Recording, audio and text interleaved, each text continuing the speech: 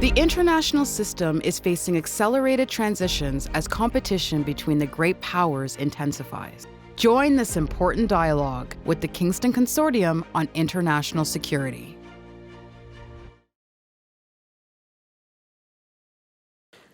Pleased to introduce very briefly Dr. Michael Lynch, who will be our moderator for this session. Dr. Lynch is a research historian and assistant professor at the U.S. Army Heritage and Education Center and the U.S. Army War College in Carlisle, Pennsylvania. He will be leading this next session and panel on joint security cooperation. Dr. Lynch, over to you. Thank you. Thank you. This is a great opportunity as a panel moderator because you get to introduce people who are so much more accomplished than you are, or at least in my case. Some of the other panel moderators may not have that experience. I have the privilege of introducing a panel that focuses on joint security cooperation, or at least joint among the land and air components. This panel examines joint force employment beyond just the missiles of NORAD. General Peltier has eloquently described some of the challenges troops face in the Arctic. In consideration for how those forces, especially ground forces, might be tactically employed are critical for us to understand in this environment. We're going to start with a dual presentation on the strategic challenge of expeditionary warfare and the defense of NATO's northern flank. First, Dr. Njord Wegge is currently chair of Arctic Security at Marine Corps University, Quantico, Virginia, where he leads a research project focusing on power projection and military operations on NATO's northern flank. Dr. Wegge has been a visiting scholar at UC Berkeley and also an adjunct associate professor at the University of Tromsø 2016 to 2018. He finished his PhD in international relations in the Arctic in 2013 at the University of Tromsø, the Arctic University of Norway. Dr. Lon Strauss is an associate professor of military history and war studies at the U.S. Marine Corps Command and Staff College in Quantico, Virginia. He previously served as visiting professor at the U.S. Army War College and at Appalachian State University, the University of Kansas, and Park University, and was an adjunct professor at Park University, American Military University, and Norwich University. In addition to his current work on the Arctic, Dr. Strauss is completing a book on surveillance and intelligence during World War I. Our second presentation is also a dual presentation that explores the U.S. Army Special Forces' indigenous approach to Arctic security. Major Michael K. Tovo and Major Devin Kirkwood are active duty U.S. Army Special Forces officers from the 10th Special Forces Group located in Colorado and in Germany. They're currently assigned to the Naval Postgraduate School in Monterey, California, where they're researching special operations capabilities in the Arctic, sponsored by the U.S. Army Special Operations Command Force Modernization Cell. This paper they're going to present today is part of their capstone project, which is part of the Applied Design for Innovation master's degree program within the Defense Analysis Department. They have extensive combat experience in Afghanistan and operational experience in Europe and the Arctic, including the European High North and Alaska. But we all know that nothing happens until something moves. Our final presenter knows a lot about that. Colonel Cliff Souza is the commander of the 109th Operations Group, 109th Airlift Wing, New York Air National Guard Base, Schenectady, New York. He leads tactical air crews flying the C-130 and the unique ski-equipped LC-130, aerial medical evacuation crews, and operation support personnel to achieve DoD objectives in the polar region and around the globe. He has deployed to the Arctic and the Antarctic annually for 22 years, and I have it on good authority from one of his friends that he has more Arctic and Antarctic experience than anyone else in the Air Force, and possibly DoD. He has also deployed to Afghanistan, flying in support of Operation Enduring Freedom, and served as the Director of Air Mobility Forces for Air Force's Central Command. Prior to joining the New York Air National Guard, Colonel Souza flew SH-60B Seahawk helicopters for the U.S. Navy and was a qualified surface warfare officer. He's an active flight instructor and evaluator pilot with over 8,000 military flying hours. That gives us the other portion of our joint. We do have some Navy experience on the panel. And gentlemen, take it away. So, I'm very happy to be here.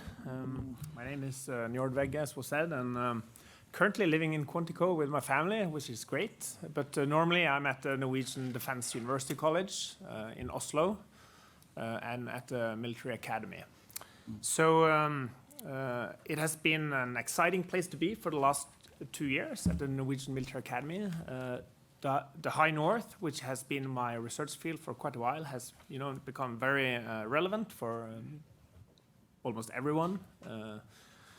Unfortunately, we could say in these days it's maybe even more. But for a couple of years now, I've tried to establish and develop research cooperation with our NATO partners, not the least the U.S. Marines. And I'm very happy to be together with Strauss in this book project that builds on previous work. We had a special edition of Arctic Review on Law and Politics earlier this year, and also a symposium in Quantico last year on Arctic security. So that is where we start. So if you can have my PowerPoint. So next page. There you go. Oh, sure. Sorry. Agreement. Yeah. So we have a group of perhaps 15 scholars writing from European countries' perspective and joint forces in the United States perspective on how NATO's northern flank could be defended. And Lon and me are writing one of the chapters where we look at more like the overall aspects with expeditionary warfare related to NATO's northern flank. Also looking into how this might affect deterrence and also reassurance towards Russia. So that is the topic for our presentation here now. And as we all know, there's a need for defining these terms. So NATO's northern flank is maybe not so difficult. We are looking at the geo gap in the south and towards the north, maybe defined by Greenland in the east towards Russia, in the west towards Russia in the east, all the way up to the North Pole, like the European Arctic.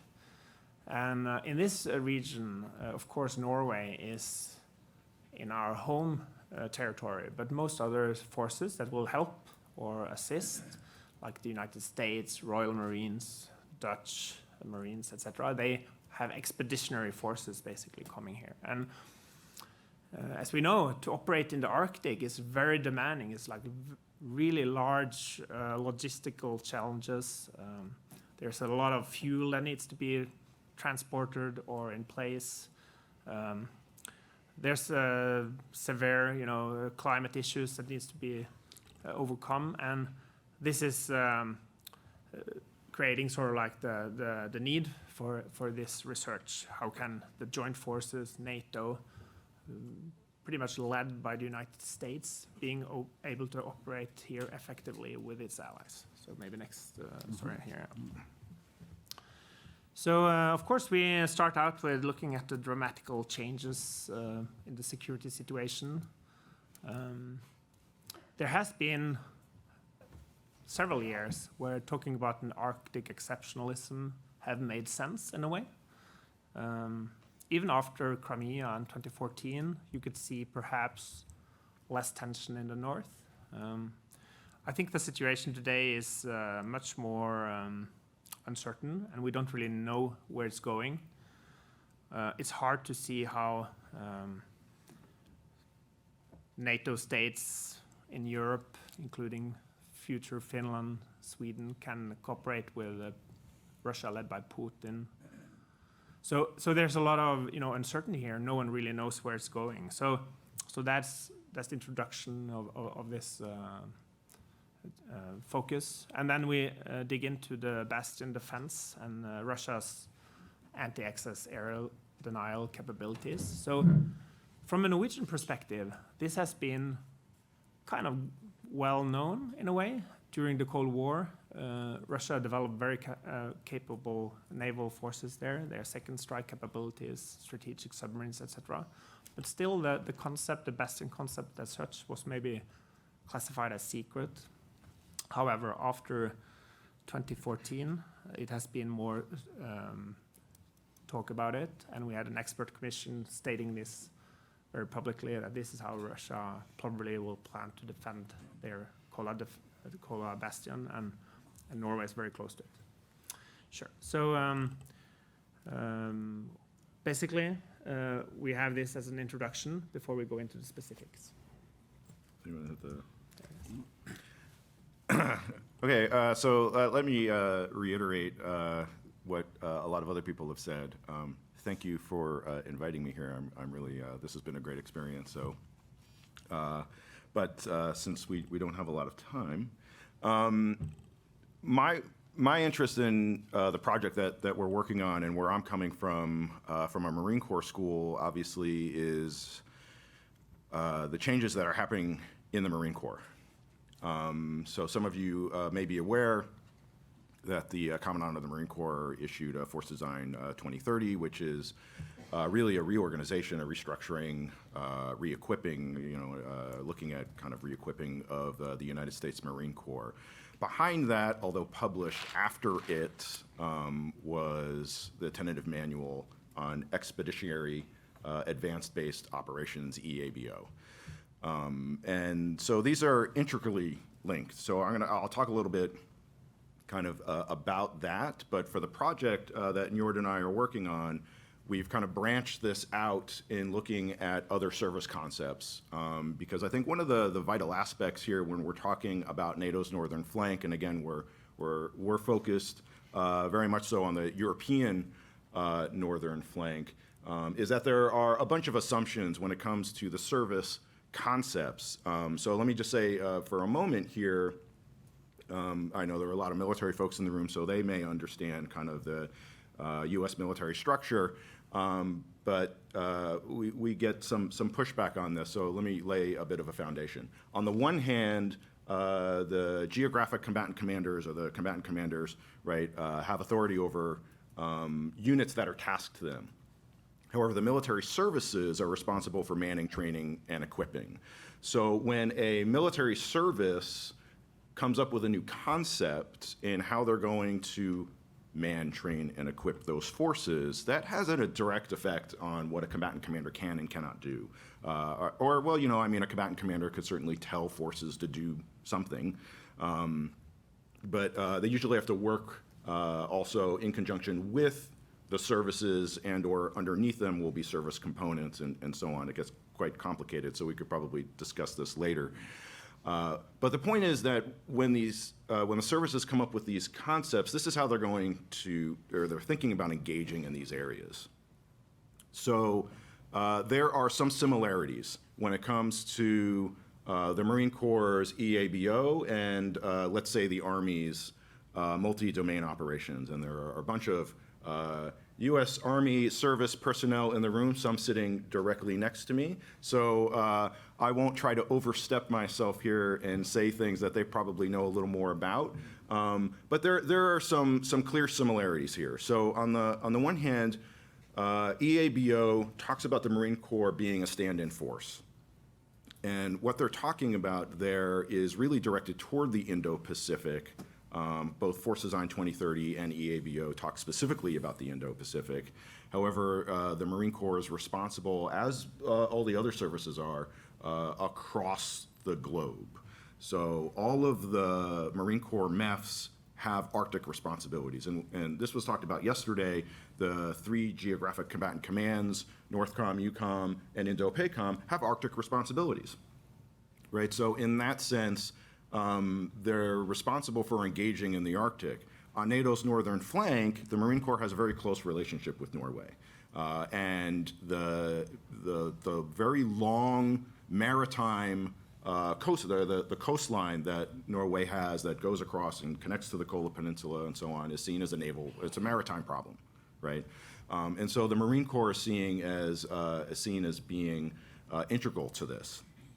However, how does EABO, which sees itself as being a stand-in force, hopefully, in the Indo-Pacific, apply then to a region of Northern Europe where, say, Norway has a 1949 law that prevents permanent foreign basing and foreign stationing of troops on their soil. Sweden and Finland are not all that different, right? So there are some certain assumptions here. MDO also talks about an inside force.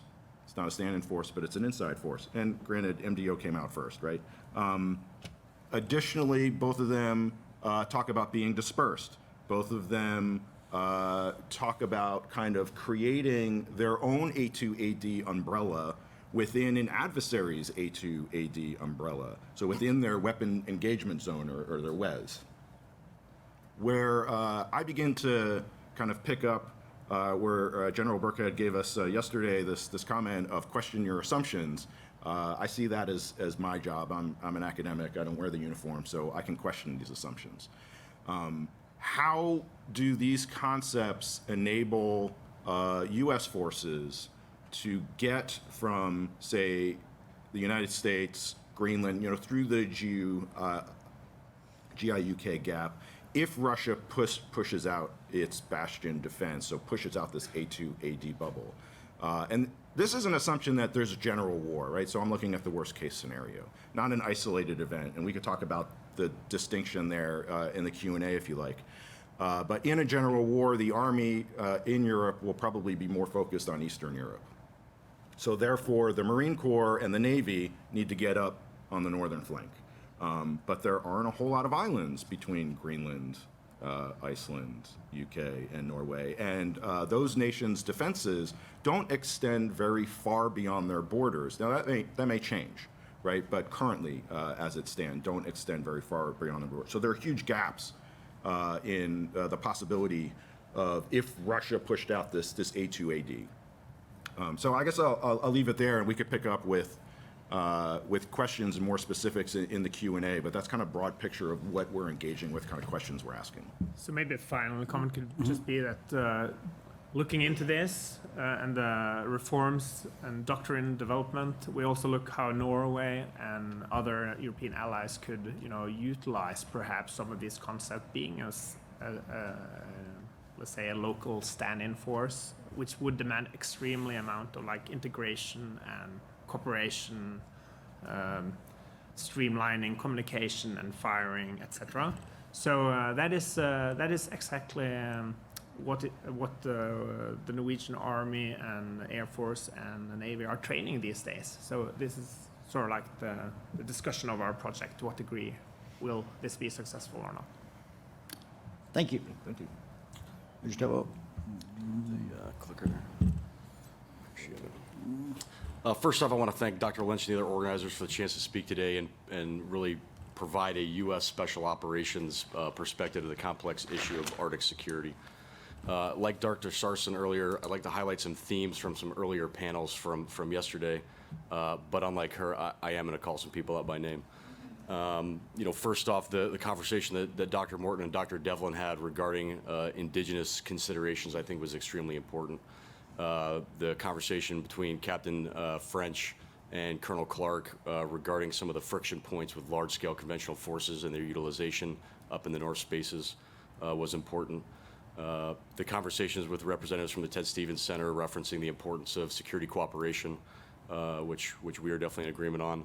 And then Dr. Pichet and her discussion of the false dichotomy of peace and war, which is an essential component of what special operations does. We very strongly believe in a spectrum and the spectrum of competition to crisis and then conflict. We believe we have some value to add across that spectrum. And so hopefully you'll see some of the relevance of those different themes in the comments we're going to present today. As Dr. Lynch said, Major Kirkwood and myself are both 10th Special Forces Group officers, a lot of experience in Europe, currently attending the Naval Postgraduate School, the U.S. Department of Defense's premier graduate defense university in sunny Monterey, California, not exactly the Arctic.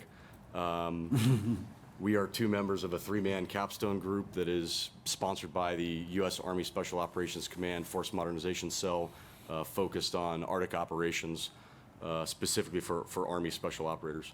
I will caveat here that we are an academic project. Our role is advisory, and the things that we put forward are recommendations to the command, to USASOC itself on force provider issues, the man, train, equip stuff that was kind of alluded to, but also the theater special operation commands, which are actually conducting the operational activities. So when we started our project almost 8 months ago, our initial intent was to solve the tactical level issues that we'd experienced on operational and training deployments up to the European High North. And our initial goal was to solve or try to solve some of those issues, specifically along equipment manning lines of effort. and really try to alleviate some of the friction that we experienced and frankly, the kind of catastrophic loss of rapport we had with Scandinavian partners due to a massive disparity in capability. But as we delved into the problem set a little deeper, we realized it kept getting bigger and bigger and bigger, and the higher and higher up we went to try to find answers to the foundational questions that we needed to answer to kind of get along some of those very tactical and low operational level things, we realized there was no clear answer. And so we kind of came to the realization that it was going to be a Special Forces bottom-up approach, and that it was our job as guys on the edge to illuminate some of the issues and provide some of those ideas for higher headquarters, then turn into an operational construct. And so our initial problem statement was how should U.S. Army Special Forces units train, validate, and equip themselves to provide soft, specific capabilities in the Arctic region in an operational environment defined by strategic competition.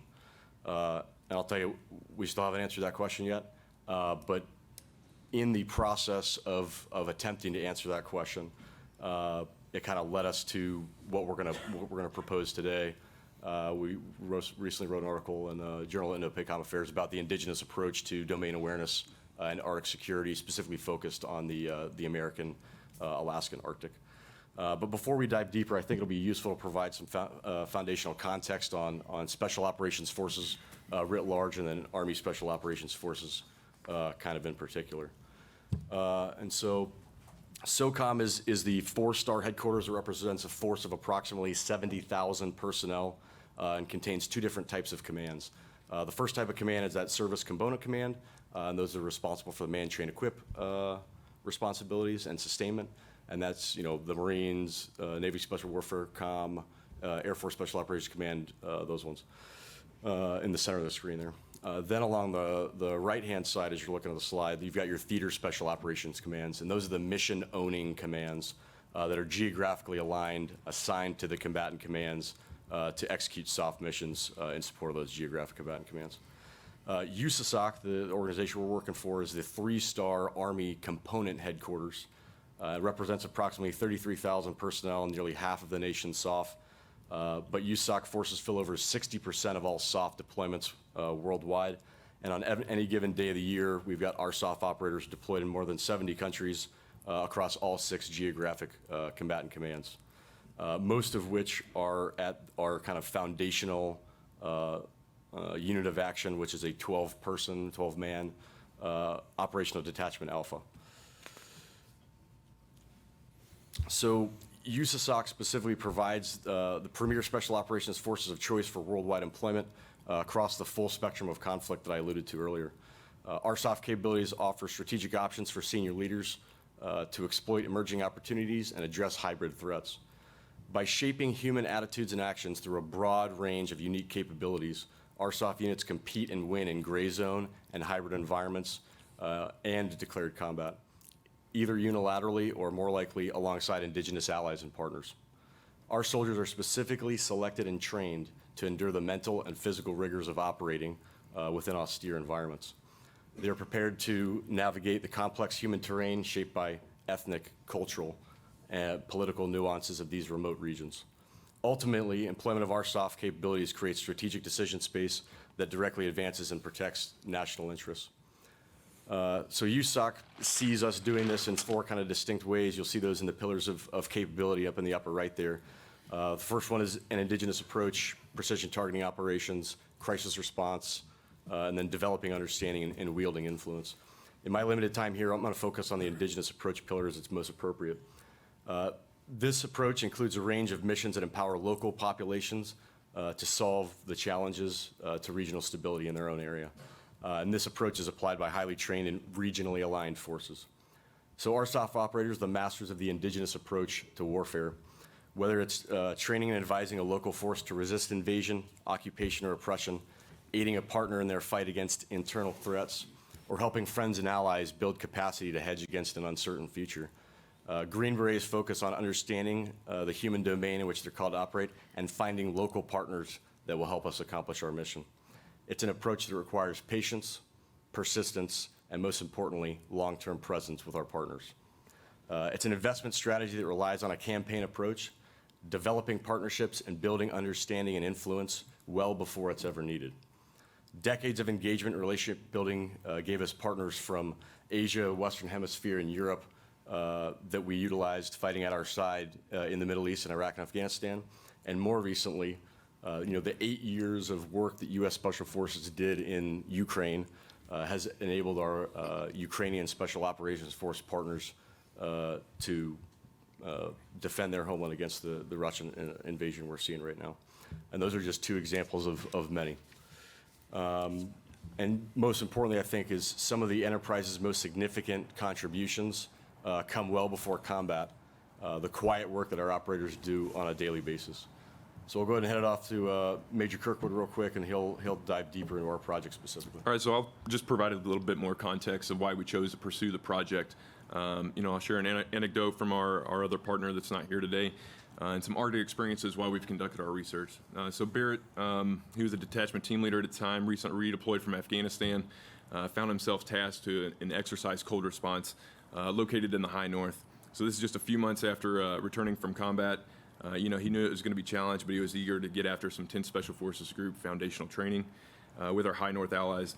So he did what they did. They did proper mission analysis. They requested necessary resources to succeed, but he quickly realized he and his team didn't have the right equipment, and the right equipment just didn't exist within the group itself. So we did what we did, procure a lot of the equipment from commercial vendors, which is usually what we're forced to do a lot of the times to make mission success. So really the proper equipment required to conduct training in the Arctic didn't even exist within the SOF enterprise. In addition to that, working on the equipment side, also faced a lot of training challenges. Colorado is a great location, but really it doesn't even hold a candle to the Arctic environment.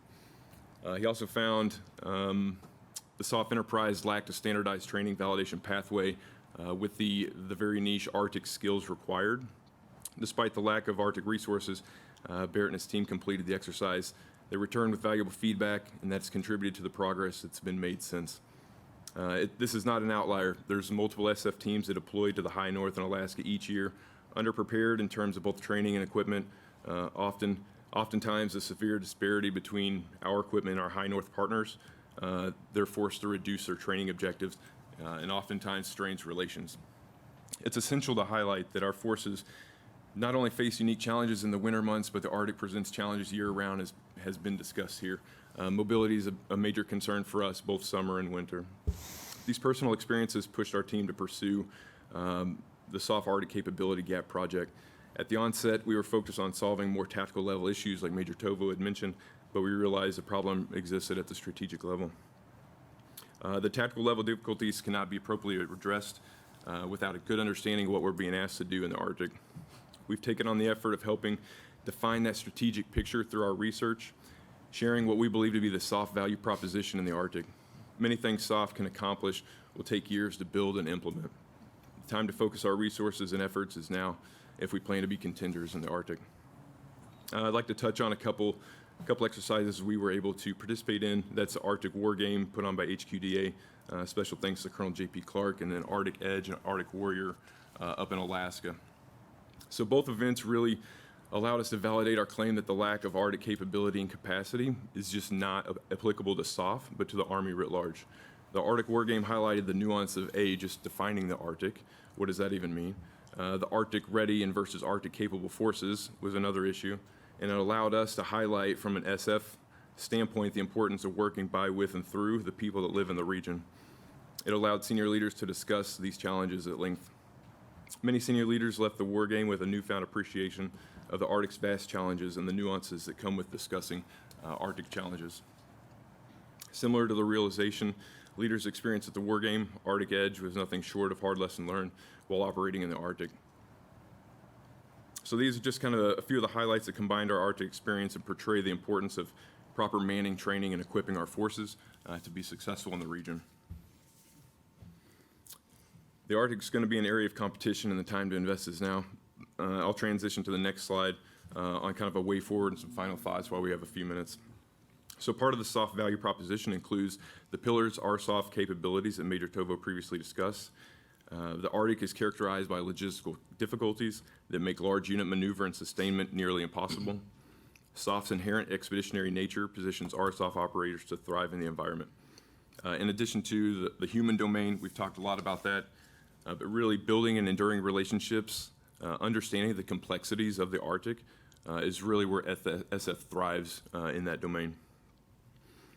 So really to maintain an edge in times of competition, crisis, and conflict, the groundwork for those relationships and that development needs to happen now. So I think with the time we have remaining, I'll allow Major Tovo to kind of close this out. Yeah, I'll just wrap it up real quick, as succinctly as I possibly can. But we really believe that the native communities are the center of gravity to the SF approach up in the high north. Technology will change, but the people will remain, and so that has to be the focus. And so the value proposition we believe we have is we're the experts in the indigenous approach. We have the cultural awareness. We have the regional expertise. SOF is inherently expeditionary in nature. We're small elements that can be pushed far forward, and we're able to operate without breaking some of those thresholds of logistics and sustainment that have characterized large-scale conventional operations up in the high north. We're also much cheaper and more responsive than large-scale conventional forces due to our small nature.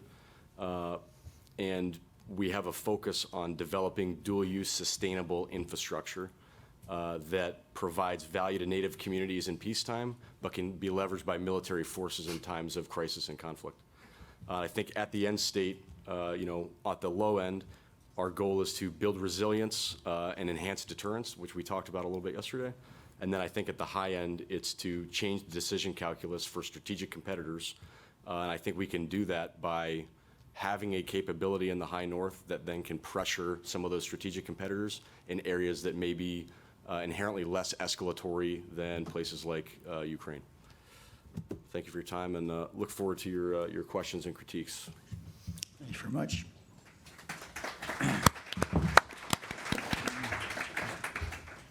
Good morning, Cliff Souza.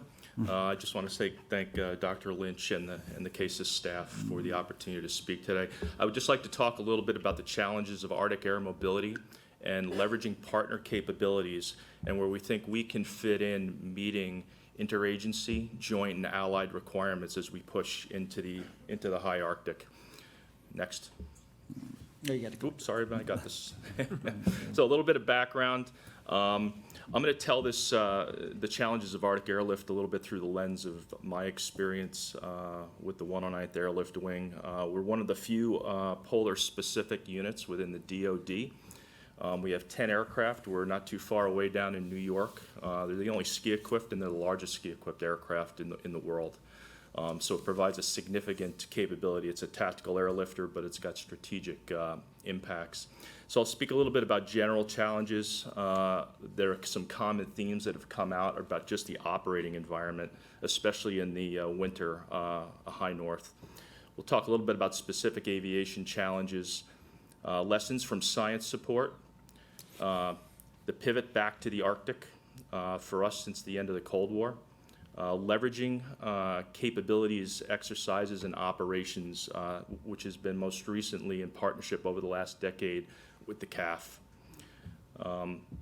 Then building requirements and expanding capabilities, and then we'll wrap it up with a little bit of a video that's in preparation for Guerrier Nordique 23, which shows some CAF and 109th Airlift Wing capabilities. So, okay, the general challenges. Again, as we discussed, Arctic operations are air mobility intensive. The tyranny of distance up in the high Arctic is well understood. It's expeditionary by nature. We like to say it's 10 times harder and 10 times more expensive to operate in the Arctic, and it really requires very specific, and tailored training. There's, obviously a lot of the environmental variability across the regions. We're just not talking about the Canadian high Arctic. We're talking about Alaska, high altitude locations across the Canadian archipelago into Greenland and then into northern European Arctic. So vast variability across the regions and the seasons.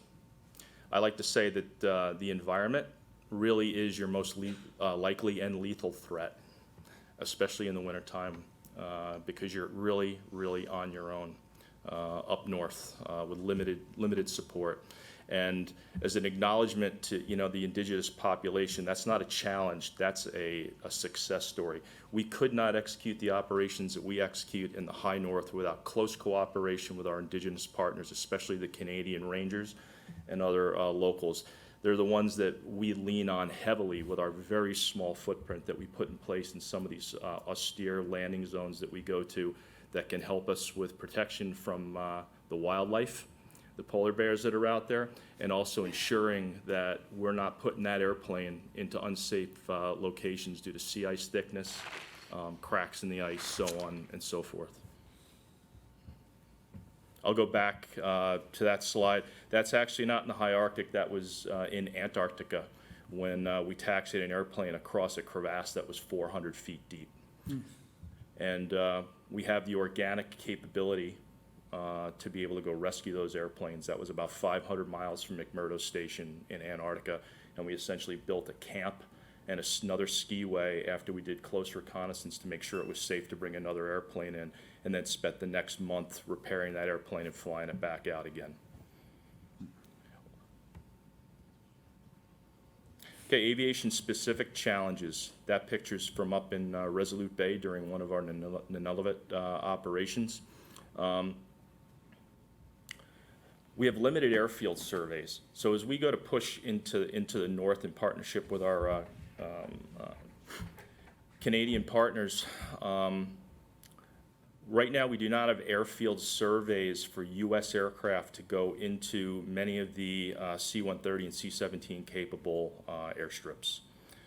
We've recently done those for exercises for Cambridge Bay, Resolute Bay, Alert, etc.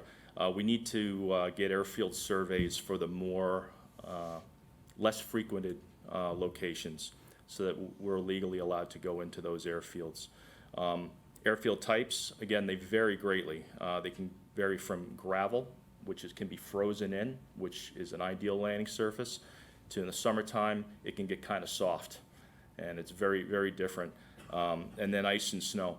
We have the ability to operate the airplanes, both wheeled aircraft and ski aircraft, both off of sea, lake ice, if needed, and again on snow surfaces as well, which will include high polar plateau.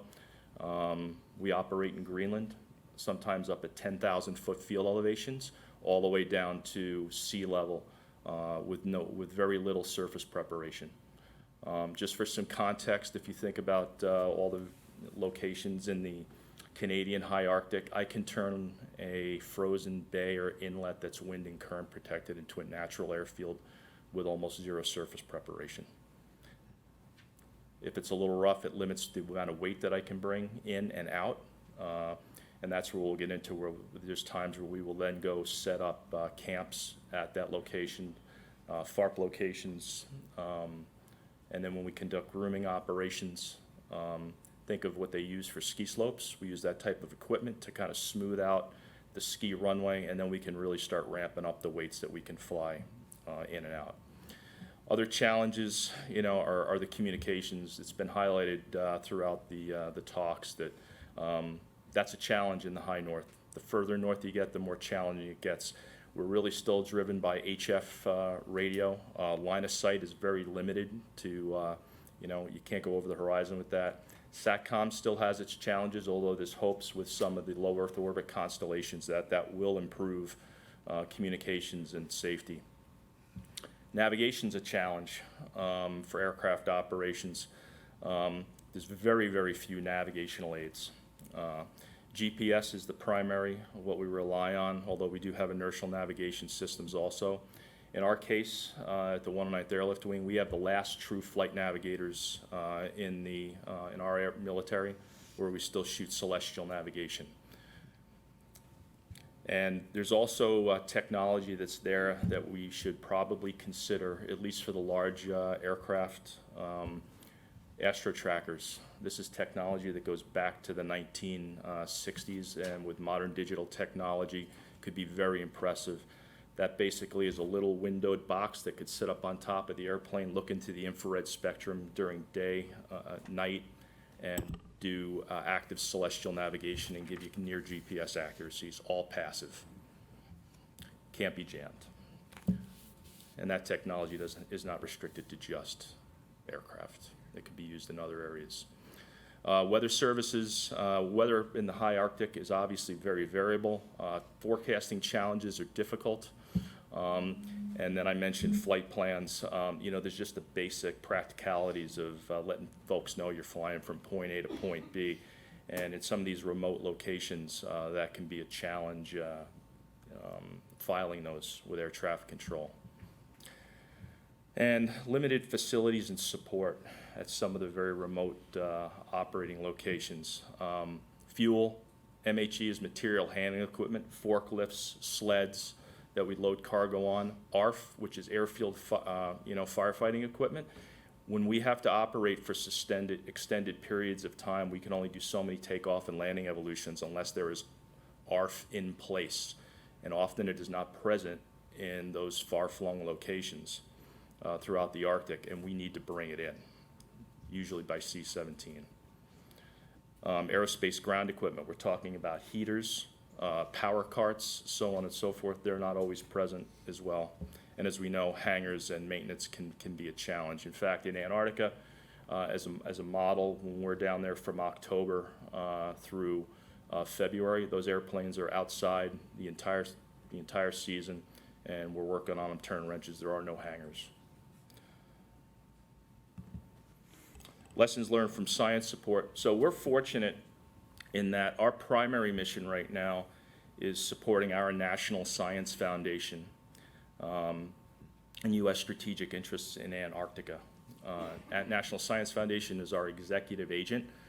Science is the reflection of our strategic presence down south, and it requires a very, very heavy logistics lift. You're allowed to use your military forces per the Antarctic Treaty for logistics support. So that means Coast Guard icebreakers, military Sea Lift Command for fuel and cargo ships coming into McMurdo Station, C-17 strategic airlift from Christchurch, LC-130s to push out heavy equipment out through to the South Pole and throughout the rest of the continent, and then contract operations to, with Basler, DC-3 type aircraft, C-47s, and smaller Twin Otters, which can really get into the other deep field locations. The reason why I mention Antarctica is because that mission set, and we follow a very similar mission set with our science activities in support of National Science Foundation and our Danish science partners in Greenland. It was mentioned, I think from Krell, that's where the ice cores come from. We set those camps up, establish them, support them, fly those ice cores out, fuel, people, all that in. I think it's important to highlight that because those mission sets that we have to support science are directly applicable to other mission sets to meet joint and allied customers. So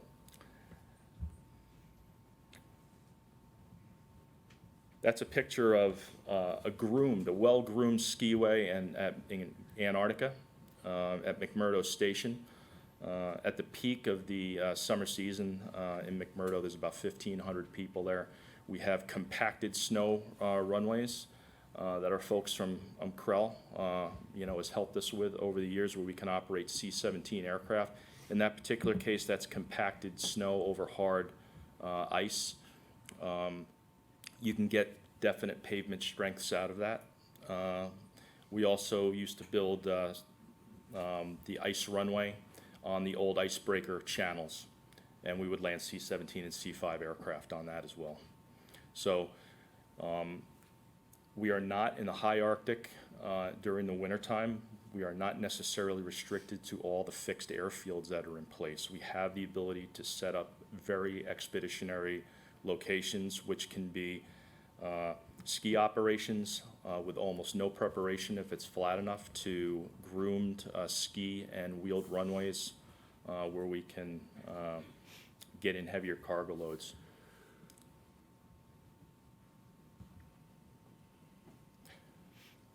Again, this is just, this is from Antarctica also, just to give you some context about what's possible in the Arctic from delivering infrastructure.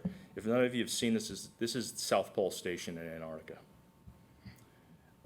There used to be a dome, if some of you have seen that was built by the U.S. Navy Seabees back in 1975, and we removed that not too long ago. What you're seeing there in the picture took 10 years to complete. I can remember flying the first I-beams in. Everything that you see there came in the back of LC-130 aircraft over a 10-year period of construction. And that field elevation is a 10,000-foot field elevation. So high altitude effects are definitely of concern. But again, that's the type of infrastructure that we can bring into non-airfield locations, or we can use the ice while we have it to access land areas that you might not otherwise be able to access. We have to do maintenance all outside and expeditionary in nature again. We can change engines, skis, all that's done outside.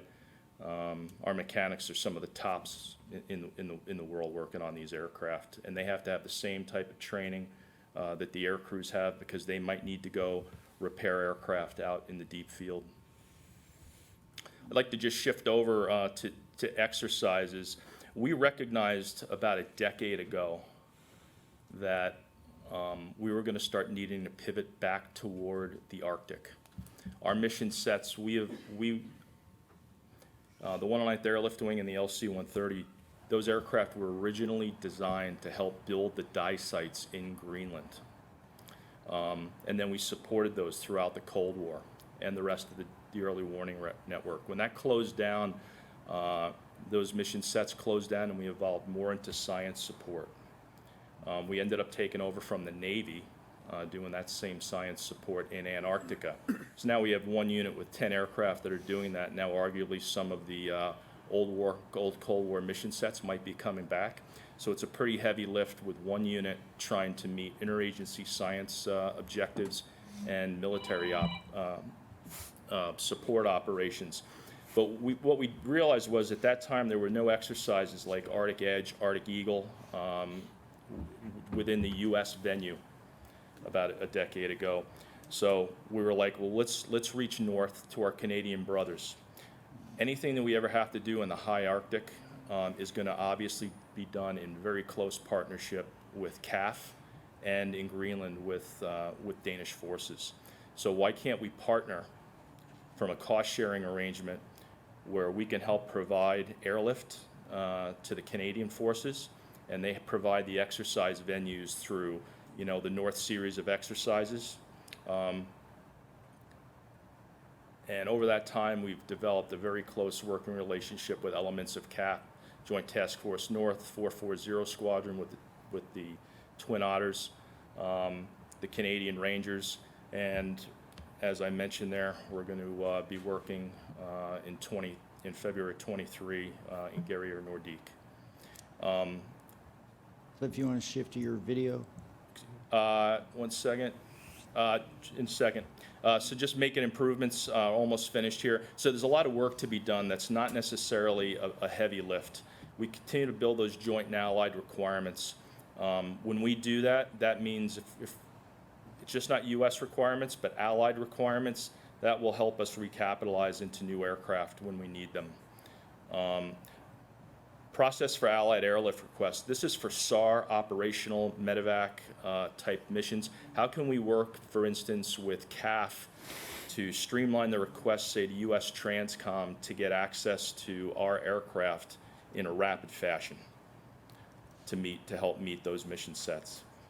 We've already talked a little bit about airfield surveys. We don't need to invent them. If our Canadian brothers have access to that information, we should consider that good enough, and we should be able to fly into locations without creating our own surveys. Interoperability we've talked about at length, okay? And when I speak to that, when I fly into a remote location, if I have a CAF, Canadian Forces C-130 mechanic, maybe he should be allowed to turn wrenches on my aircraft. Airdrop, which is a very valuable capability. We can if we rig the same way, we should be able to drop the Canadian MAJ kits, which are very similar to what the Danish have also. And when those are staged at critical airfield hubs throughout Canada and the Arctic, and Greenland and other locations in the Arctic, we have the ability to drop those. Aeromedical capabilities, as we start to push north and we have more of a presence in the Arctic, having aeromedical forces that are able to fly out injured personnel is important.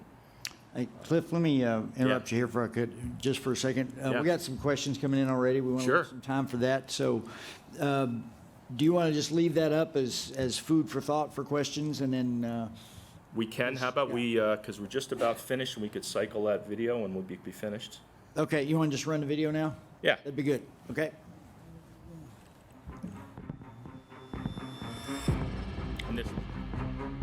Cette année, Guerrier Nordique va se dérouler à Resolute Bay, à Cornwallis Island, au Nunavut, que vous pouvez voir ici sur la carte. On va appliquer le concept de guerre en Arctique. Quand on parle de guerre en Arctique, on ne parle pas de guerre hivernale. Je sais que les gens ils pensent souvent à de la neige quand ils passent à l'Arctique, mais dans les faits, il y en a très peu. L'Arctique, c'est vraiment une région et un climat qui sont uniques au monde. Sur Guerrier Nordique, cette année, il y a plusieurs changements. D'abord, là, vous pouvez vous attendre à un exercice 100% réserviste qui va se dérouler sur 2 semaines avec un peloton déployé du 3 mars au 10 mars 2023. Suivi ensuite là, du corps principal là, de la compagnie qui lui va se déployer du 11 mars au 18 mars. Chaque peloton va recevoir un BV 206 en appui direct, non plus là, juste comme un aide à la logistique. Les Américains ne seront plus là, des simples observateurs dans des sections. Ils vont former là, un peloton avec qui on va pouvoir entraîner notre interopérabilité. Les Américains vont aussi augmenter leur participation avec la 109e aile des Air National Guard qui vont fournir là, 2 Hercules avec ski, les seuls qui existent dans le monde, qui vont opérer là, à partir d'une skiway qui va être là, dans les mêmes secteurs que vous allez opérer et vous allez utiliser aussi là, cette skiway-là. Et enfin, on va amener toutes les armes là, de compagnie là, sur Guerrier Nordique. Donc, en région spécifique, là, des besoins là, qui sont aussi. Il y a énormément là, d'efforts qui ont été déployés là, pour obtenir là, des positions sur des courses spécialisées, soit à l'international ou national, et énormément d'efforts en général là, pour vous permettre de bien performer et réussir là, l'atteinte de vos objectifs sur le terrain. Enfin, on a monté là, un programme de moniteurs. C'est donc des personnes là, qui suivent un entraînement supplémentaire et qui vont être prêts à vous appuyer là, une fois sur le terrain. Guerrier Nordique 2023, c'est l'opportunité là, de mener un entraînement là, dans un environnement unique, extrême, avec là, des conditions là, aussi uniques. Et maintenant, c'est un effort collectif. Pour le succès, ça va dépendre de votre niveau de préparation, de votre discipline individuelle, de votre niveau de participation aux entraînements préparatoires. On espère que vous allez être nombreux là, à répondre présent, participer au Toundra ainsi qu'à Guerrier Nordique. Si vous êtes intéressé et disponible, je vous invite de ne pas manquer là, cette chance unique d'aller là, dans des conditions extrêmes, accomplir là, notre métier à tous de soldats. Contactez votre chaîne de commandement, là, il reste encore là, plusieurs positions à combler. Au plaisir là, de se rencontrer là, pendant la période d'entraînement, puis sur l'exercice à Resolute. I'd like to get credit for the Americans brought the only fully French presentation to the program. So, thanks, gentlemen. And we'll take questions. I have one online if nobody else is ready. Oh, yes, ma'am, please.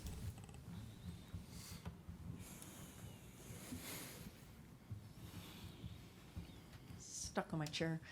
Well, thank you for your presentations. And I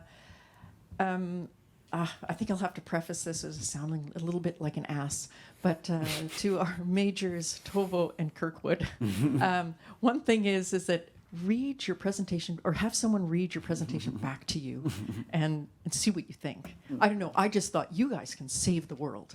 And why haven't you done it already?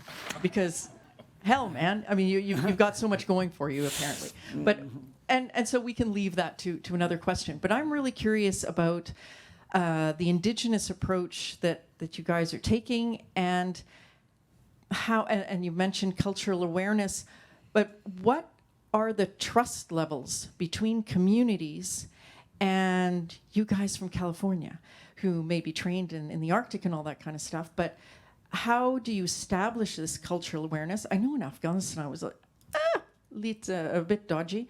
Not necessarily you, but in general, that didn't work out so well. So can you say something more about how you build up trust with communities, particularly amongst communities that have been marginalized consistently for decades, if not longer, with the governments? You guys are government representatives in many respects. And what can you do to, work together with communities outside of just sort of flying in and flying out and perhaps doing some civil affairs while you're there? Mm-hmm. So I think that's a great question. And so it's got a couple of different aspects of it. One of them is the relationship management that you mentioned. And so part of that is on the Theater Special Operations Command. And I know SOC North takes that responsibility very seriously. And so they are very judicious in who they allow access to the relationships that they have built and they manage. Obviously, being on the active duty side, it's hard to build long-term relationships because we're moving, just like I'm sure you guys do in the CAF, you're in a position for 2 to 3 years and then you move on to something else. And that's not really enough time to build deep relationships, right? And so I think there's a couple ways we go about that. Part of it is we can look at National Guard entities, which do have longer term in their units. And another part of it could be, we can be more creative than just looking at the military uniforms, and we can get people that are civilians that live up in the area to maintain some of those relationships. But part of it is you're correct, is we don't have any Special Forces soldiers stationed in Alaska currently. In fact, the Winter Warfare Experts, this 10 Special Forces group, and as was mentioned previously, we have 1 battalion in Germany, and the rest of us are in Colorado Springs. And so how do you maintain a relationship when you have to fly up and fly out? One of the recommendations we've made is we need Special Forces stationed in Alaska in order to maintain those relationships, because that's an important aspect of it. And part of it is to truly understand and empathize with the problems of the community. You have to be there with them. You have to understand intimately what they're dealing with. And I will say, you mentioned the federal representatives. There's a lot more trust from what we've experienced between the Alaskan Natives and the federal government than there is between the Alaskan Natives and the Alaskan state government. And so there is some linkages that are already there. I think it was mentioned the other day, over 10%, they have the highest participation rate of any ethnicity in the United States in the military, over 10%. And so they do have a lot of respect for the country, and they see themselves as Americans. And I think there was a story yesterday that alluded to that fact as well. Like, hey, are you guys going to stop the Russians from coming over here because we're Americans too? And part of it is you got to tap into that. And we don't have a Canadian, something analogous to the Canadian Ranger program. That's something that we have advocated for. That's going to be a policy decision at the political levels. But that's, I think, would be a good step in getting the communities more involved and helping to understand their problems more and bring them into the conversation a lot more than they are now. And talking to some village elders and stuff, they want those programs back too, because we used to have something similar to that, and it gave a good outlet for young men in the community to do something, feel like they were involved, and have a purpose. Sorry, some of that was rambling. I don't know if I fully answered your question. But Could I extend that, get you to extend your answer just a little bit and talk about one of the things that makes Special Forces special is that there is a skill set that is part of the training that goes specifically to working with Indigenous people around the world. I mean, if you could explain a little bit about that and how that's different from regular soldiers. Yeah, I mean, I think, we're, as I mentioned earlier, specifically trained, selected when we go through our selection process to have some of the interpersonal skills and some of those other things to have a proclivity for cultural awareness and whatnot. And then the entire training pipeline that we go through. And a lot of guys wanted to be door kickers when they went into Special Forces, and really the realization you have is, hey, we are teachers first. We are trainers, and our job is to go places and enable others to solve their own problems by giving them transferring some of that knowledge and skills to them, with the understanding that in many of these places, we bring certain skills to the table, and they have certain local, skills. So, specifically with respect to the The Alaskan Arctic problem set we're looking at is, I already mentioned I have a capability gap that I'm not even on par with my Scandinavian partners because their soft units are so small that they can be in there for 20 years in the same unit, company-sized element, and they build up all this experience and knowledge. We're a mass production factory compared to that. I mean, you saw the size of our formation earlier. You saw 33,000 people, 10,000 Green Berets. That's a lot of individuals. And we kind of rotate through, but we need some of the skills that the Native Alaskans have. Survival skills, mobility skills that was mentioned earlier. But I think you'd be hard pressed to find an SF team in the story that Ms. Redfern talked about earlier. I think you'd be hard pressed to find an SF team that wanted to go through across the rock-filled plateau or whatever you're describing, because that's just not the way we're wired. We do everything with partners. We cherish the knowledge that they have, and that's the way we accomplish the mission. That's the only way we accomplish the mission. Related to that, we have an online question. SOF is likely well-equipped to work with indigenous people around the world. The ability to work in the region is fine, but it should be task-specific. Survival is only the baseline. What specific tasks do you see SOF doing in Alaska? And that's from wards.petawa@gmail. So specific taskings, I think. So we went to SOC North. We talked to SOC North commander. We kind of in our quest to answer our research question here, and we said, hey sir, what are the specific SOF capabilities that you need us to provide to you in this environment? And the answer was, I kind of need you guys to figure that out, which was a little bit unsatisfying at first, but really the answer is the same capabilities that we bring everywhere else, just inside this environment, right? And so we've got our range of core tasks. You saw the pillars of value that we believe we provide. And I think this conversation goes back to which Arctic are you talking about and what employment are you talking about? The Alaskan Arctic, that's a Homeland Defense mission. That's potentially DISA operations. That's a wide range of things. If we're talking more about what my colleagues over here to my right are talking about, European High North, those tasks look a little bit different. Talking with the partners, one of the things they really want us to do is work with their home guard territorial defense forces in the Scandinavian countries to enable their SOF operators, which are at a higher level of capability, to conduct other missions, whether that be sabotage or infiltration missions or whatnot. And so I think, the value proposition and the core tasks that we are going to get after, the special capabilities we provide are not going to change based on the environment. They're just going to adapt to the environment to accomplish whatever the theater special operations commander's needs. I know that may be an unsatisfying answer, but we've been up there experimenting over the past few years, working on our core competencies, working on our specialty skill sets. We did a free fall operation up in the Arctic Circle. We did a dive operation mimicking recovery of a satellite that broke through a frozen lake.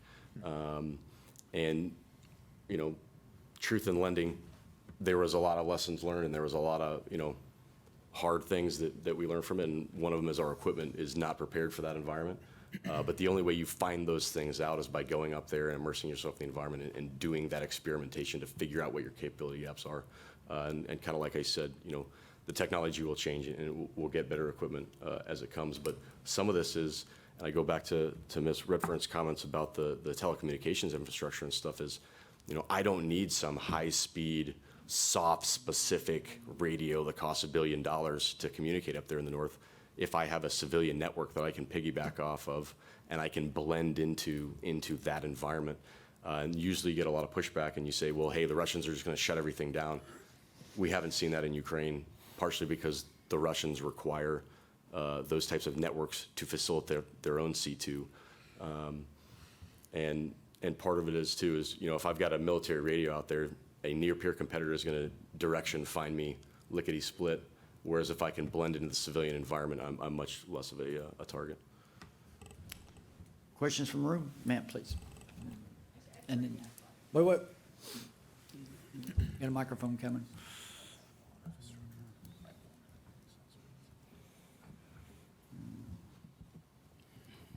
I have a question. question for our Norwegian colleagues.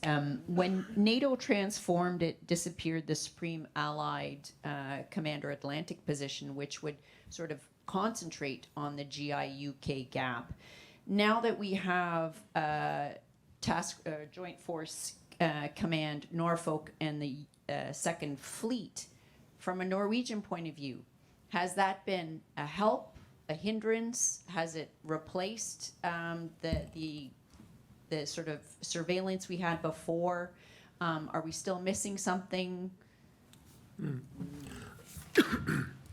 So that's a good question. I think every Norwegian are welcoming the re-establishment of the Second Fleet and the Joint Force Command in Norfolk. At the same time, I think there has been identified a need for perhaps a new thinking of how should we lead major operations up there. Actually, we discussed this yesterday on the boat.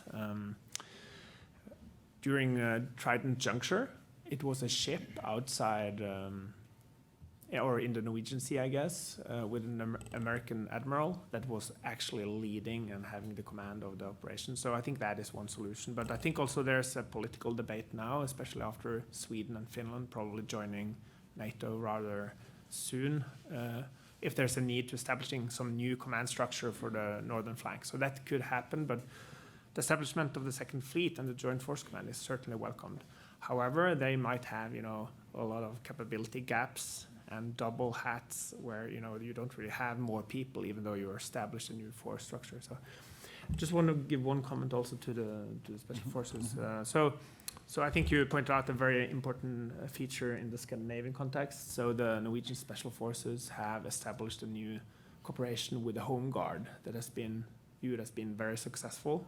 Norway is a small country, have a limited regular armed forces, but relatively speaking, the Home Guard is more numerous and present everywhere in the country, and their cooperation with the special forces has been very successful. And they even have a Sami or reindeer herding Home Guard unit as well that they're operating with. So, but also like the general Home Guard in northern parts of Norway. Okay, and sir, please.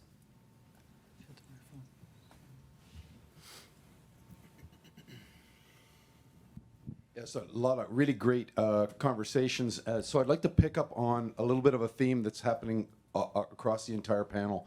And, a lot of experience up in Alaska. I don't think it was the soft forces that enabled the indigenous approach. I actually think it's Alaskan Command and their interface on a continuous basis with those populations that actually provided the nucleus for soft forces to lay on top of it. So carrying on with that theme, and the fly-in and fly-out forces that could be on the northern flank, whether it's United States Marines or other forces from around NATO, and the fact that the only ski-equipped aircraft in the inventory of the US DoD is sitting in New York and not in Alaska, is presence really the only way that you're going to solve the interface with indigenous populations, maximizing the lessons that they have so you can establish long-term defense and security goals that are combined so that the tactical enablers are in place, the relationships are in place. You heard General Peltier talk about, it's just enough for us to go up north. 37 years in the Canadian military, and I've got way more experience than most other people up in the north just because I was a helicopter pilot. Everybody else came in for a couple of weeks and then, but it's cold in Winnipeg, so I know how to operate in the Arctic. Stop. So is really the only thing that we haven't spoken about, the only way to solve a lot of these relationships and defense issues is that the military has to deploy permanently and station themselves in the Arctic to provide those solutions. Do you guys want to? I guess I'll start. So to the first point in your leadership question, Alcom is obviously an important partner. They do live there, and they do a lot of indigenous engagement. So we are not the only people, doing that stuff. But we are the nation's premier indigenous approach force, and we need to be doing a lot more. And I think NORTHCOM has not gotten a lot of love for a very long time because it was not viewed as a serious threat. And even conversations we had at the HQA War Game is, a lot of the other combatant commands hey, yeah, the number one priority is defense of the homeland, but we're going to defend it forward in first and second island chain defense or in Europe or wherever. So I think we need to do a better job of that homeland defense mission. Whether that means National Guard as the lead or active duty, that'll remain to be seen because there's limited soft bandwidth and capacity issues across the board. But I think one of the reasons why you see the Scandinavian partners that we work with so closely with at such a higher level of capability is because they live in the environment 24/7.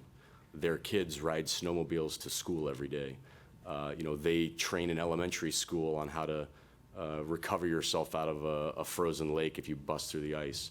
They have those skills inherently to them.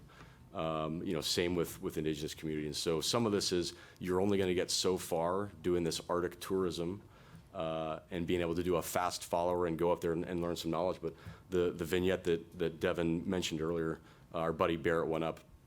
They did this training. They went to Sweden. They did 4 months of training. They got a bunch of good stuff done. Then they went to Alaska, which is a much tougher environment from survival standpoint. They got a lot of experience there. They're 12-man ODA, all this great experience. 6 months later, only 4 people were still on that team. They no longer had a capability at a unit level.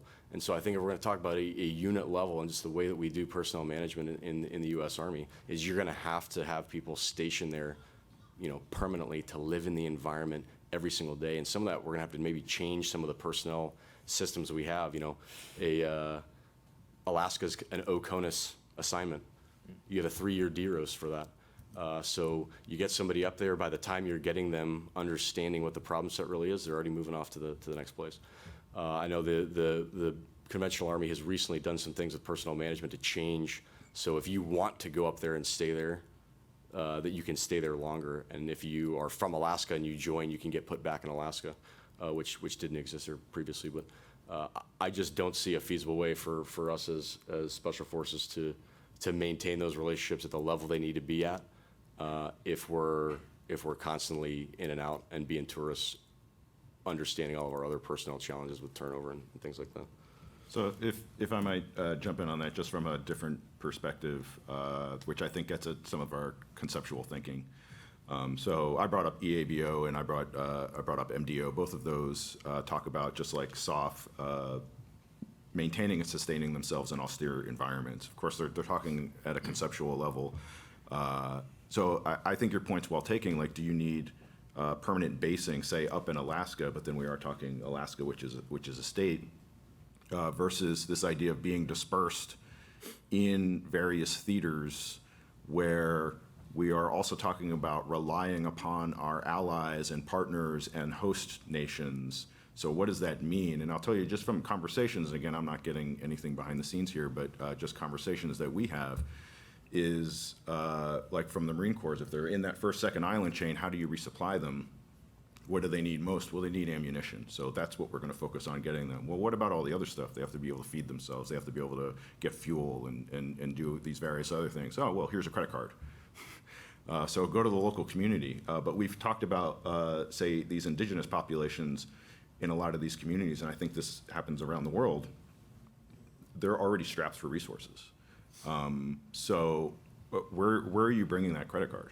If you're talking about operating in an austere environment, like what does that actually, what do we actually mean by that? And so again, I don't have answers to this, but I'm asking, again, those kinds of questions because we say these things, what do we really mean by that?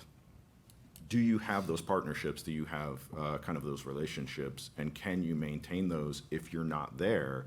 And what if the concept of being dispersed on the battlefield is you're here for, 48 hours, and then we need you to move so that you're not being targeted, right? So then now you're in and out of communities, but you have you established those relationships? I mean, it's a really great question, and I think it gets at how are we conceptually thinking about this?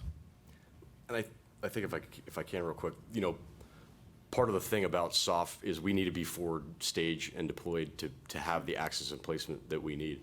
And so if you look at our persistent presence in the Baltic states, in other NATO countries, right on the Russian border and around Ukraine, we have operators in there 365 days a year because it is much easier to be there when the horde rolls over you and then you're behind the lines than it is to try to get behind the lines after the line has already moved forward. And so some of this, and this came up at the HQDA war game, again, is, all right, well, what happens in Alaska? The tyranny of distance is so great, it's gonna be a significant emotional event to get anybody up to help them, even in the case of an earthquake or some sort of like natural disaster like that, where fragile infrastructure is now broken. And so, you got to have a presence on the ground and be able to respond. We got one, if you can hold just a second, man, we got one more from online.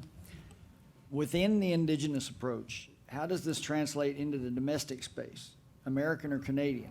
In both circumstances, we have federal departments and agencies that have organizations or programs that can employ Northerners in the security and defense realms. In what Arctic countries have you identified a gap that the DoD or CAF cannot fill? Our indigenous peoples are citizens after all. And that comes from Ray Chias in photography. I think what this question is getting at is there a way to provide contracted labor for bases wherever we would need them? I don't know if we can address it at the DoD or CAF level, but what are your thoughts? Yeah, I mean, I don't think we should hold anything off the table. I mean, I think we've kind of talked around this issue a little bit already in the past day. But yes, we should be doing things, hiring native corporations to do things for sustainment and whatever. And, there's like, what is the right way to do it? And there's some permissions and authorities issues that currently exist, at least in the American space, because they are American citizens. Some of that can be a political discussion to get changed, and we've talked with representatives from NORTHCOM and SOC North and some members of the House Armed Services and Senate Armed Services Committee about some things. I mean, there's two joint operations areas in the United States that are always standing. One's the National Capital Region, and the other one is ALCOM. And so perhaps if you're going to have this standing JOA, perhaps it should have some different authorities and permissions than the lower 48 does. We're not talking in terms of like militarizing necessarily, but logistics and support functions. There's things we can do right now. We already do exercises. We need to increase those. We need to increase the scale of those. We need to increase the integration with indigenous communities in those exercises. And there's things we can do, funding lines that go along with those exercises that we can help invest and build some infrastructure at a small scale for some of these communities. And so, if I have the ability to double the fuel capacity or help out with some communications infrastructure, that is a lasting effect that stays with the community even after I leave. So regarding being there, so of course, as we heard, in Norway we don't have foreign bases in peacetime, so that's not an option for our allied partners. However, to be there present every winter for many years in a row, that is something the Royal Marines from Britain has done, and also the US Marines and others have been there and substantially trained for years. But we see that the Royal Marines, which have more or less been there since the end of the Second World War, they have some advantages just by having this sort of like institutionalized into their expeditionary forces. So working with the Marines, something I definitely see is that the US Marines is that it's usually always first time people are deployed to Norway. Right. It's like very few that are there for, let's say, third time. While if you go to the Brits, they might have been there 7 times, on all different levels in their career. So that certainly matters and help. Yeah. Doing it the first time over and over is a tradition for us. Ma'am, please. Yeah. It's interesting to hear that the Alaskans are potentially considering a Canadian Ranger model. First of all, I want to acknowledge that there's about 5,000 Canadian Rangers situated in our northern regions, and they are usually our hunters. They're extremely well knowledgeable and very patriotic. My brother was a ranger, but I do want to speak the fact that I think Canada undervalues its rangers. They get paid approximately $25 an hour and 12 days of pay for the year. when they participate in sort of exercises. So that's only a cost of about, $2,400 a year. What's also important to understand is that $25 an hour is actually approximately $10 of purchasing power. So they're not even being paid, sort of minimum wage to, so maybe a head of cauliflower and a loaf of bread is about what they get paid an hour. They also end up using their own equipment, and there is a little bit of, potential compensation for some wear and tear, but it's a significant cost and contribution that our hunters, are making when they're doing these exercises. And they are literally, boots on the ground 365 days a year. They're often the first ones that see, sort of, I don't know, there was a Russian, in a sailboat up in sort of the Lancaster Sound, and they were the first ones to sort of say, there's this really weird person, that's on our shores, and the RCMP and the military sort of, came and investigated. Similarly, I think, again, with sort of poaching, all sorts of, things, weird noises that our hunters have heard, and turns out to have been probably foreign submarine activity in the north. So when you think about sort of developing a program, hopefully we'll be, doing better than what Canada does. If we're also doing NORAD modernization, I would hope that those in the room in Canada would actually think about investing more in our Canadian Rangers, and in particular also our junior Rangers. In some of our communities, the Rangers like in Iqaluit are all sort of 55 and older. It took a lot of lobbying effort to actually get a junior Rangers program off the ground in our community, and it's really important and successful. It's not in every community, and ideally it should be. It's one way in which to get our youth that are at risk, and who are desperately want to get out on the land and get those land skills. But again, they don't necessarily have the equipment. And so, again, if we're looking at NORAD modernization, the cheapest and best way of actually ensuring that you've got a really, strong, robust Rangers program is remembering that the investments can't just be made on the big infrastructure, can't be just made at the, big companies like Nasutuk or, Telesat and others, that investments need to be made in the people. Thank you. Let me, Colonel Souza's getting off easy down there. Let me use Chair's prerogative and ask him a question. Sure. With only 10 ski-equipped aircraft in the inventory, how do we surge to a large-scale operation if we had to? And large-scale in this case might not be large-scale brigade or division on division, but could be in multiple areas at the same time. Yeah, that's a great question. We recognize our capacity limitations right now. Again, it's mostly focused on science support operations right now because that's where the work has been. But it has been discussed, the possibility of a second unit being developed, and where that would be based is, up for debate. But again, there needs to be the requirements right there in order to justify the expenditure at approximately $100 million a copy of an aircraft. So again, it's those interagency and joint and allied requirements that will ultimately drive the need and expenditure on additional equipment, which is one of the reasons why we're so passionate about exercising and demonstrating capability on the DoD side. Does Canada have any ski-equipped aircraft? I don't know. I believe right now it's just, and I think Captain French can answer. It's just 440 Squadron.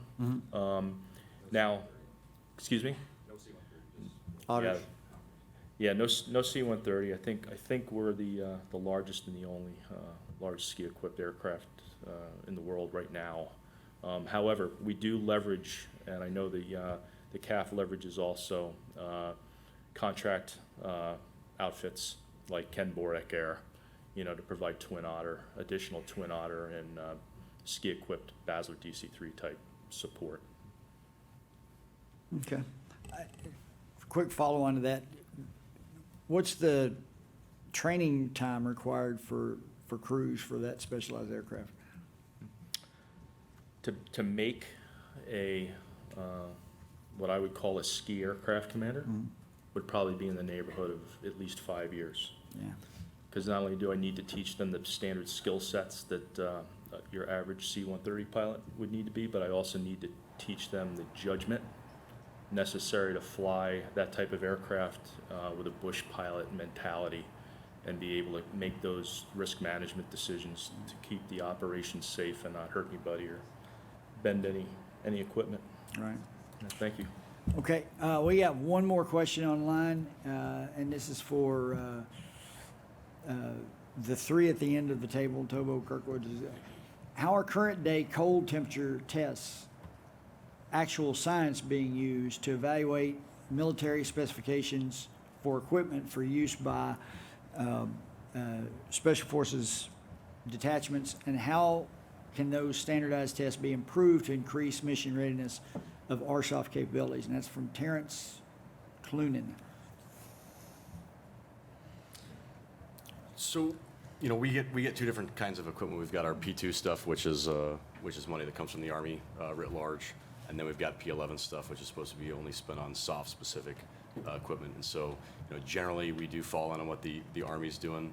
I think there's a big conference coming up at the end of this month where they're looking at Arctic equipment for the POM cycle, and I think USAC will have a hand in that in trying to shape the equipment to what RSOF is looking for. But some of these times we do go out on our own all too often, unfortunately, and do our own stuff. We have an entire section up at our USAC headquarters dedicated to procurement, and they do quite a bit of testing and utilize the full range of government entities that assist with those types of tests. Cold Region Testing Center, we've got a SOF specific one, I believe, down in Florida of all places. That has a cold chamber that gets stuff down really cold. But and I'll extend Terrence's question to say, do we try to bring in some of the knowledge and experience from our partner forces that we find are we have to do that. So in the vignette, Barrett's team gets back from Afghanistan, they get dumped a mission to go up to Sweden. And so, not knowing what they don't know, they try to, they get the resources assigned, they highlight the risks, they get additional money to procure some civilian off-the-shelf items, and so they bought all the Arc'teryx and the Patagonia and the, $500 sleeping bag, everything, and they got up to Sweden, and it didn't work. And you know what they needed? They had to go into the Swedish supply system and get old woolen socks from the 50s and wooden skis and things like that, because, technology can only get you so far, and a lot of this stuff reverts back to, the old way is sometimes the best. We attended a conference out in held by 10th Special Forces Group where we had Danish, Swedish, Finnish, and Norwegian partners all at, and they were discussing at a very granular level the equipping issues that are kind of facing everybody and the way forward and way ahead in procuring some of those things. And it kind of goes back to, okay, which Arctic are you talking about? The same snow machine that I would use in Sweden is not the same snow machine that I would use in Alaska. So we have to be very, understanding of where our operational environment is going to be and prepare specifically for those. If I may, not to have the Marines to be outdone, but not that long ago, the Marines had the same issues because they do go up and they operate, exercise and train with the Norwegians. And they had issues where their equipment, which again they do test, and they have we do have a center that works on cold weather and mountain training, but they had to buy stuff off shelf and whatnot because same thing, like they didn't have equipment, right? They were using what they call the Mickey Mouse boots from the 1950s. Right. However, in their procurement cycle, they're getting new equipment specifically to deal with these issues, and in conjunction with kind of the Norwegians and Scandinavians, they've learned a lot as well. So I know that there's new equipment that they're coming out that isn't necessarily high tech, because it's not the high tech in that sense. Right. It is the low tech. It needs to be good. Right. And then you need good practices in order to maintain it, which you can do on a personal level, but we need to train that. Right. Yeah. Okay, we'll stop it there, and I have one administrative announcement, if I could. First of all, General Pelletier, thanks very much. Your slideshow was very informative. While in addition to your talk, there's one very important photo that we would like to get back. That is looked like a company-size element on snowmobiles. As you probably read, we're having trouble recruiting in the Army now. That would be a great recruiting poster. If we could tell soldiers they're going to go ride around on snowmobiles, that would be cool. Several of my colleagues have said I don't speak for the management. In this case, I do. After the conference, all of you are asked to repackage your paper with everything you learned and then get them ready for publication in the conference volume. I'm going to be the general editor, and Stephanie and I will be working on that. I'm going to be sending everyone an email on the specific publication requirements that U.S. Army War College is very similar to KCIS requirements, but that will give you the details. We're also encouraging everybody to think about an insights article, which is a shorter article that will go on the KCIS website. The publication requirements for that will be in the same email that I send all of you. But think about that. I hate to bring a dark cloud of gloom over a great conference, but yes, you do have to write something now and send it in for publication. So appreciate your help on that, and I'll send you some very reasonable timelines for getting them back.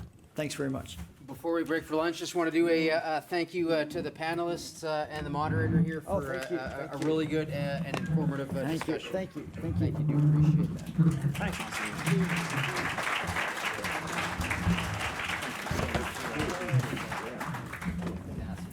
Do appreciate that.